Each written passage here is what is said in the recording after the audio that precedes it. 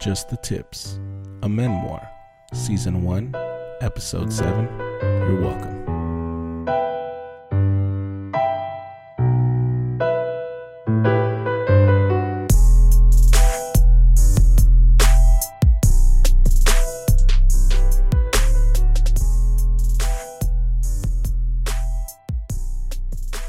We back with another episode of Just the Tips, a Menmoir. I'm Joe. And I'm Chuck.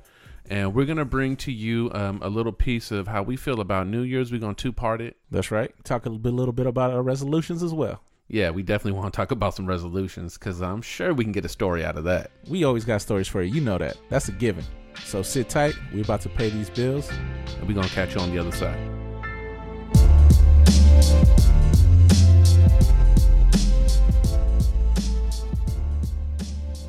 So today we're going to talk a little bit about what we did for New Year's. You know, we like to share a couple stories about our lives and things we do. And I thought an interesting one to talk about was New Year's. So we end up going to this place in Tiburon. It's a Mexican restaurant, which is pretty decent. And the reason I booked there is, number one, they had openings. That's the most important. Yeah, they did. And then number two is because we went there last year, right? It was a really full restaurant. They had live music. You know, it was a real nice ambiance. But the amount of people that were there this time in comparison to the last time was slightly different. Yeah. And the reason, one of the things about this story too that I failed to mention is that you and your wife joined me as well. That's right. This time around, which is rare because, you know, we don't get to do a lot of couples things too much. You know, it's hard to find babysitters, but this time around you got to join me. It's kind of dry in there at the time, right? So there's, like I mentioned before, there's a family there. There's us, a couple scattered people at the bar.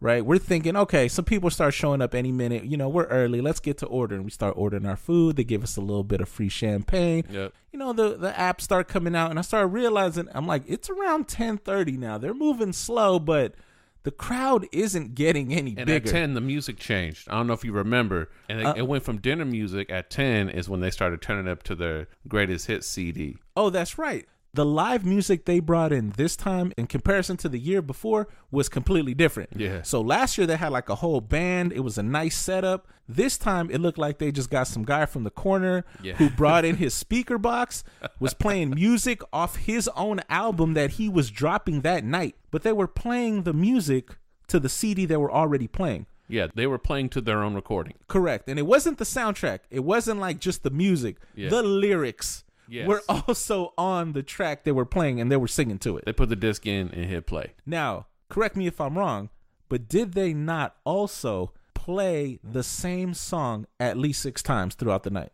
Yeah, sometimes it was just seemed like it was one song that would never end. 3 conversations later, you're like, are they playing a different song? Or... Right, and it wasn't any good.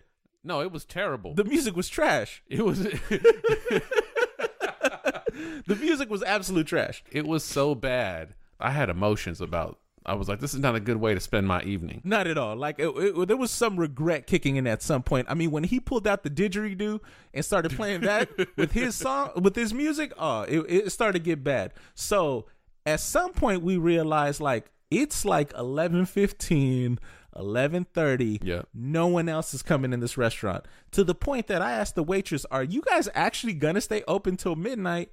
And the waitress was like, I'm going to let you know because we expected more people. Yeah, for real. Like, this was confirmation from the waitress. They were like, we're ready to go home because we ain't making no money tonight. They was making not a goddamn dollar. They were spending more money on electricity with the terrible music than they were having people buy food and drinks. You know, as we made our way into the bar after that 10 o'clock and we got into the 11 o'clock hour and everything, I remember that the band leader was very friendly. Oh, yeah. And so when we were walking over there at first, I was kind of hanging back from everybody. Everyone went at once. And so he kind of just grabbed my wife's hand and just kind of started dancing with her a little bit. That's right. And, you know, I'm a musician, so I see that kind of stuff. I don't really trip that much. Right. I was also not like up with her. But either way, he was just trying to put some life in. And it was some people that did not look like they were methed out or homeless, right, or old and lonely. People coming out here trying to have a good evening instead of these rapscallions. Right.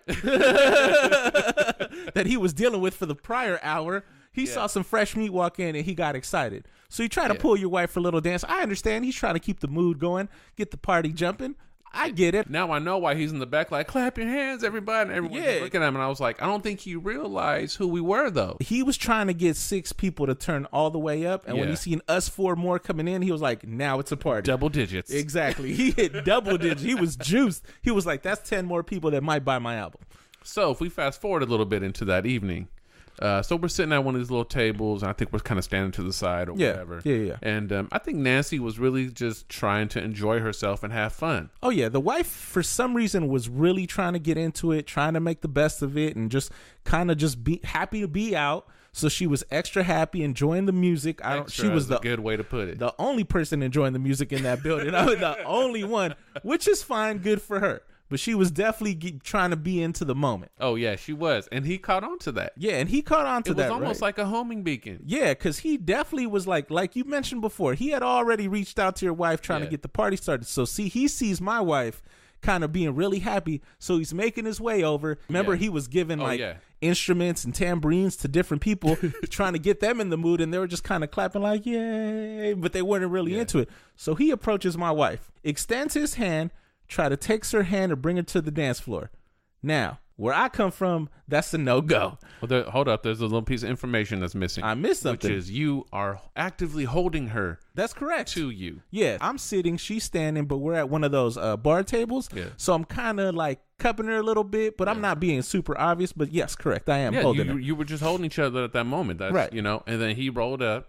And he thought that it was the time to do that. And he didn't understand that you were a grown man. Exactly. I think he's used to other people. Oh, okay. Oh. Yeah. Exactly. That's exactly what happened. So he walked up, grabbed her hand, tried to pull her there, and she took one step forward and got yanked back.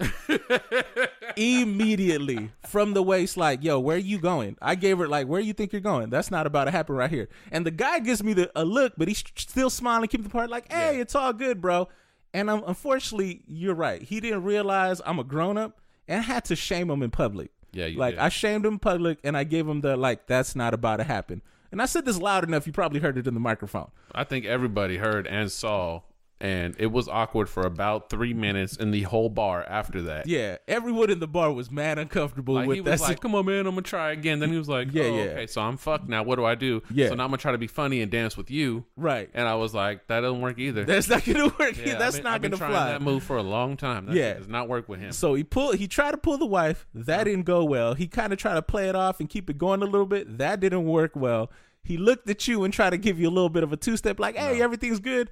Nah. Because I understood what happened. You understood. And no one else around us understood. And I was like, oh, see, he's fucking up right now. The room was too pasty to realize that there was principalities that were being violated in my personal space, and I wasn't about to let that fly. So he slowly danced and moseyed his way back to the dance floor by himself, but to the other lady to try to go ahead and get someone else to engage. He gave her like some like maracas. Yeah, he pulled the maracas out. He tried to keep it going. Okay, but this was awkward. Like, the whole awkwardness. Like, he was like, all right, bitch, I guess I'll come back to you now. Exactly.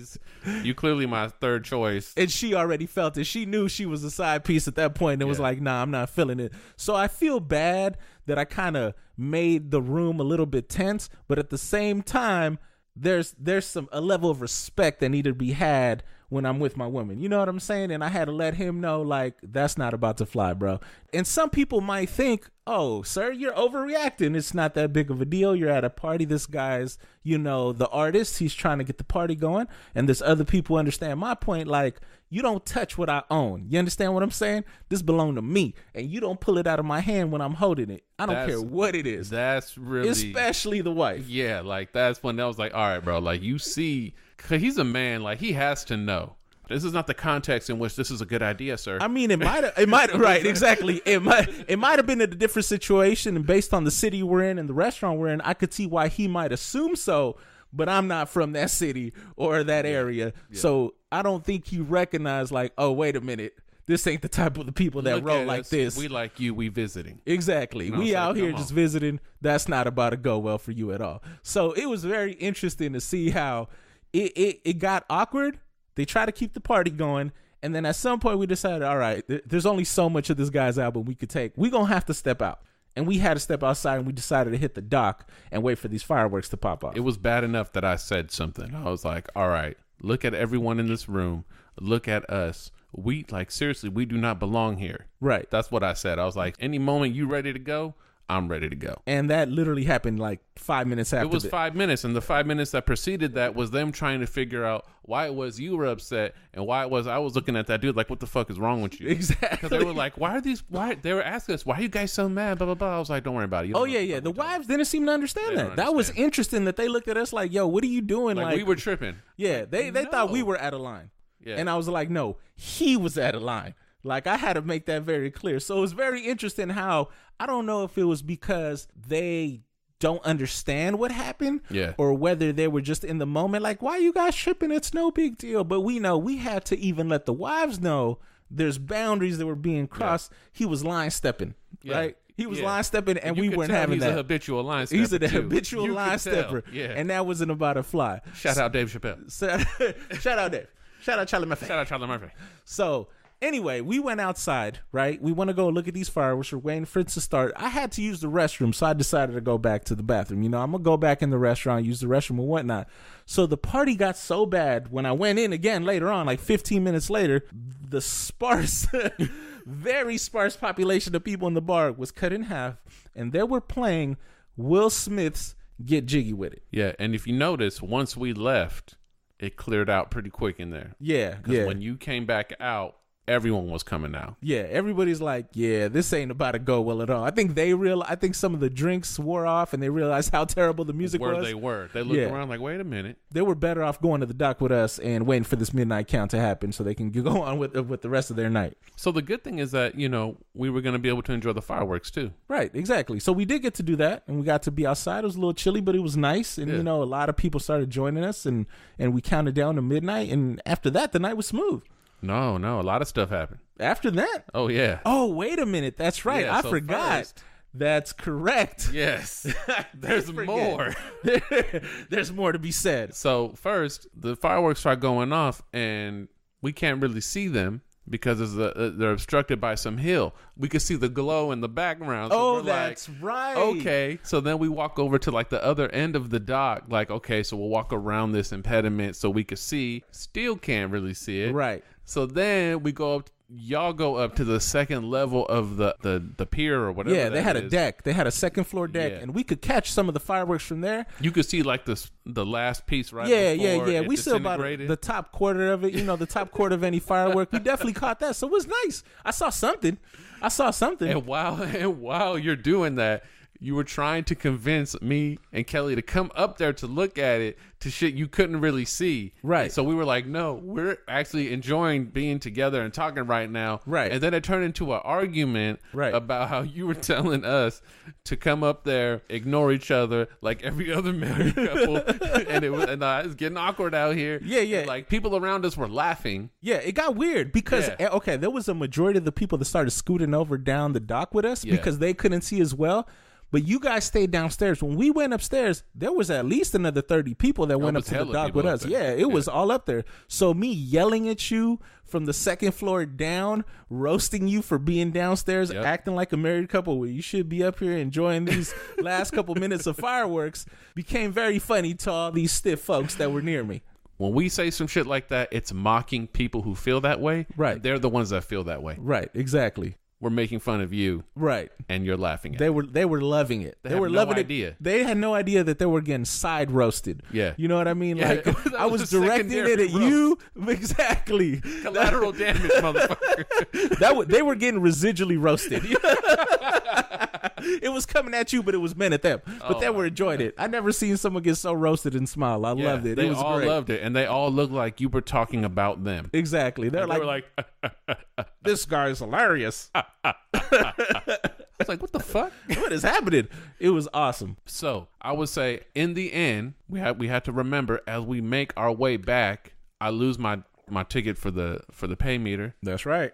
Man at the window trying to make me pay like $60 or $80 or whatever it is. That was ridiculous. It was something stupid. No, it was dumb. And you being I don't know what kind of sleuth situation you had, but you were like, you know what? Let's go down this little alleyway dock right here, and I'm gonna walk across this place where we didn't walk. And sure enough, found your goddamn ticket. Yeah, and like, oh, here goes the ticket right here. And you went right back to where it was. Right. I mean, it's so well done that it happened when you lost your ticket. That's what I'm saying. Not even in my pocket, and I was able to find your ticket. I mean, it was a $10 fee to get out, and the man was trying to charge you $45. I wasn't about to let that happen on New Year's Eve. I felt like it was $60. Yeah, it was something ridiculous. I was like, no, we're going to go find this ticket. I'll be back. Like, you don't want to cut me some slack. He was being a real dick about it. I was like. More like being a bitch. It wasn't even being. Yeah, I mean, you in a 3x3 foot booth and you being a real asshole. You could have let us out. You saw us pull in. I had a whole conversation with him on the way in. Yeah. You know who I am. Per usual. Yeah, per usual. Like, we just became new friends and you treated me like this. It was over. We ain't friends no more. I hate that guy. I'm out here trying to support you right now. Exactly. I'm trying to put money in your pocket. Anyway, we found the ticket. We were able to do that. You found the ticket. I found the ticket. Yeah. We threw it in his face. Like, here's just 10 stanky ass dollars. Yeah, here's your punk ass money. And we're up out of there. So overall, the night didn't quite go as planned. And if you take a step back and be like, oh, how was your dinner? Mediocre. How was the environment? Mediocre.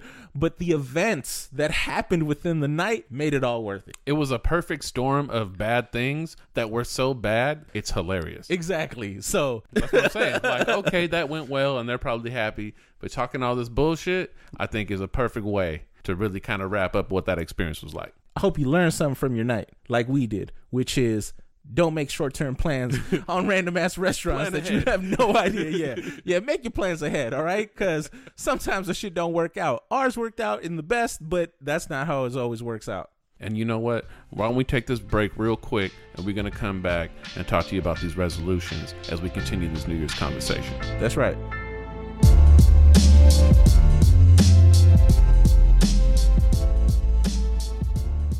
This segment brought to you by Lizzie's Tree Removal Service.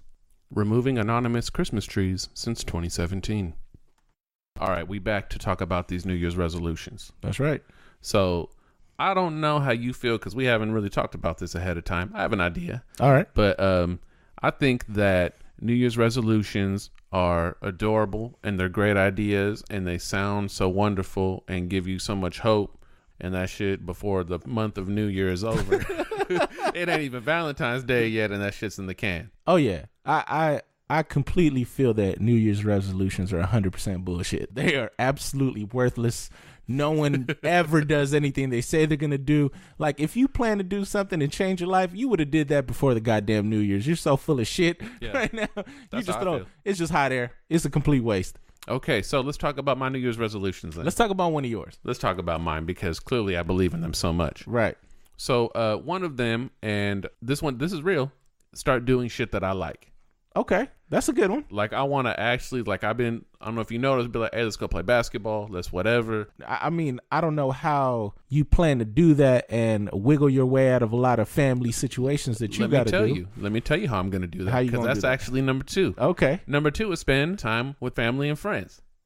So wait a minute. You want to do what you want to do, but you want to do it with your family and friends? There is a way to do that. That don't sound like you're doing what you want to do to me at all. Check it out. Okay. I'll tell you how. So I'm going to focus on the friends part. Okay. As we move forward.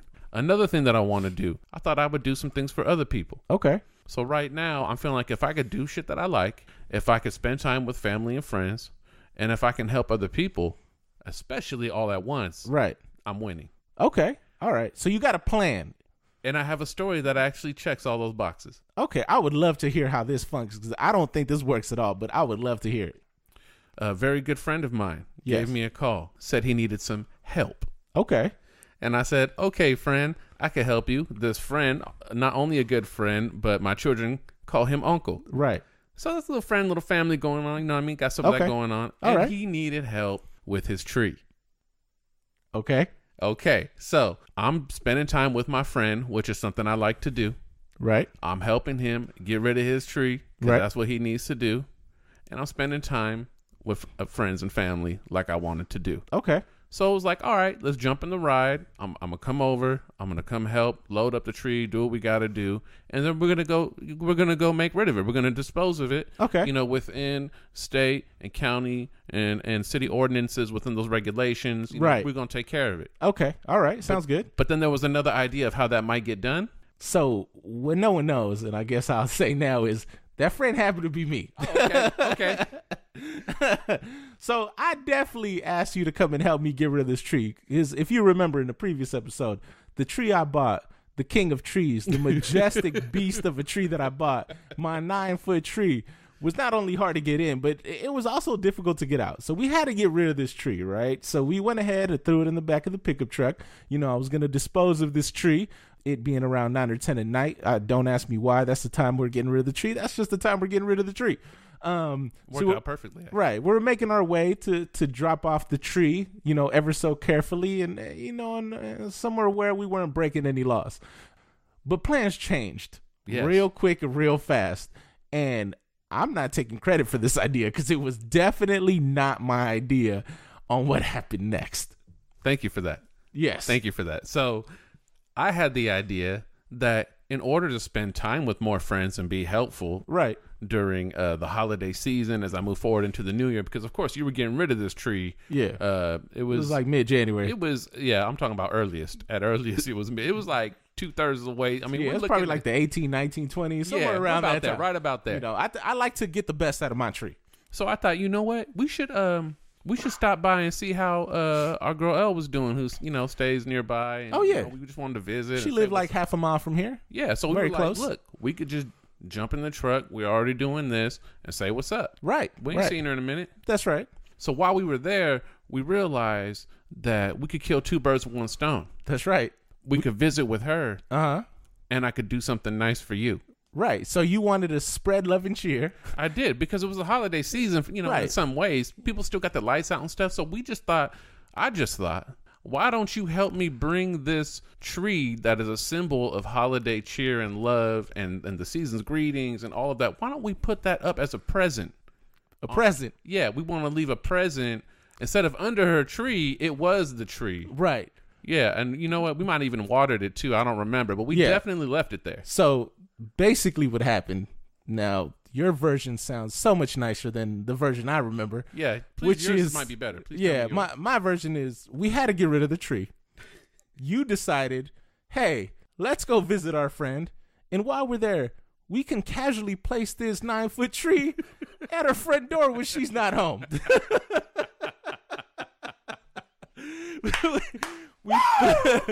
We pull up to the front of the house. We open the back of the pickup.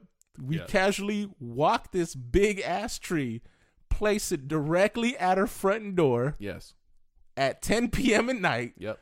Water this tree, walk our way back to our vehicle, and leave. And if anyone is following at Menmoirs on Snapchat, you saw this happen in real time. We just didn't tell you what it was. Yeah, I don't think anyone quite understood what was happening there. Like, why are they just throwing the tree away? And we weren't throwing the tree away. We were kindly donating it to our friend to bring her some continued holiday cheer through the end of January. Yeah, and we wanted to make sure that she was happy. So hopefully there was neighbors involved. I mean, yeah, when we were leaving, there was witnesses who saw us. They looked. I looked at them. I gave them a wave. Jumped back in the car and left. I don't know what they thought. It was completely normal. Yeah, we made it seem like this is a Tuesday. There was nothing going on right now. But clearly there was some concern on their face because they're like, is that a Christmas tree? Yes. Why is that still out? It's January. Exactly. Yeah, they were looking at us like we were crazy, but at the same time, what are they going to do? Like, what are you going to say? Hey, stop putting a tree down? This is biodegradable. It's fine wherever we leave this tree. All I'm thinking about is, shout out to Elle. We hope that you're doing well. We're thinking about you. Right. And we hope you appreciate the kind gesture. It was all from love. Like, this was part of it. This was part of one of your resolutions. You wanted to spend more time with family and friends home and show appreciation for your friends. Yeah. And one of the things you thought to do was to drop off her this mildly fresh Christmas tree on her front door as a sign of appreciation of her friendship. Even though we haven't seen her in a couple months, but it was still just to show appreciation. And I think we may have, did we run into her at a store or something, or at a restaurant and say hi to her and then No, I saw her. Yeah, no, I definitely seen her. I think we seen her once. Yeah, one time after that, but we haven't seen her since. And the tree didn't come up because I don't think she knew who the gift was from. Yeah. I don't even know what happened to the tree, to be honest with you. My concern is for the tree. What happened to the tree? Did she chop it into mulch? Did she put it in the house, as I hope she would do, and, maybe decorate it with something else so it had more life? Something sustainable. I don't know. Do something responsible with the tree would be great. I don't know what she did with the tree. So I'm still yet to let her know that it was us who kindly gave her this tree as a gift, but we will be telling her soon. And I'm really curious to see what her reaction is going to be and what happened to that tree. I feel like an ass whooping is coming. Maybe. Directly for me. I mean, she might like throw a ninja star at us and take us down and bury us in the back, or she got a mallet in the back. She just saving. Hey, I don't know what's going to happen. She gonna open up the flip phone. Right. She gonna hit Kel and Jen. Right. And they gonna come at you like just 3 little Charlie's Angels. Right. It's gonna be a situation. Just throwing full-blown karate kicks and roundhouses at us. So I'm just gonna take the ass whooping just up front. Just whoop my ass and get it over with. But just know that this wasn't meant in malice. Oh no. Not at all. Like everything else on the show. Not at all. This was meant as a gift of appreciation to you for being one of our close friends. And I hope that it makes you feel as good as it makes me feel. Right. Because that's one of my resolutions. Do shit I like. Hashtag I hope that tree's safe. Hashtag do it for the earth.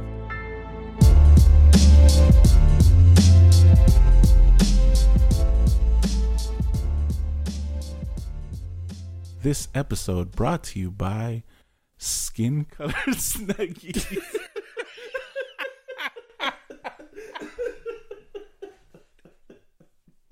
You stupid fuck. All right, so hopefully you guys can appreciate your friends as much as we do. And one more thing we failed to mention is we actually still have one more tree lined up. We do. That we didn't quite get rid of yet. You know, we couldn't just let it go. This was also a very nice tree, and it was a very expensive tree. Yeah. And we couldn't quite dump it at a time. And we still have that set up.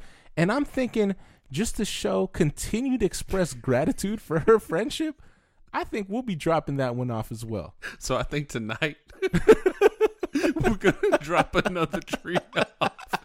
And when she hears this, she's gonna fuck us. That's right. That's right, ladies and gentlemen. We have a tree on deck that we will be leaving tonight, right after this recording. I will be dropping this tree off right at her front door, and I plan to water it this time. And I might even leave a nice little note and an ornament on it. I might leave an ornament just so she knows we've been thinking about her and we care about her. Decorated for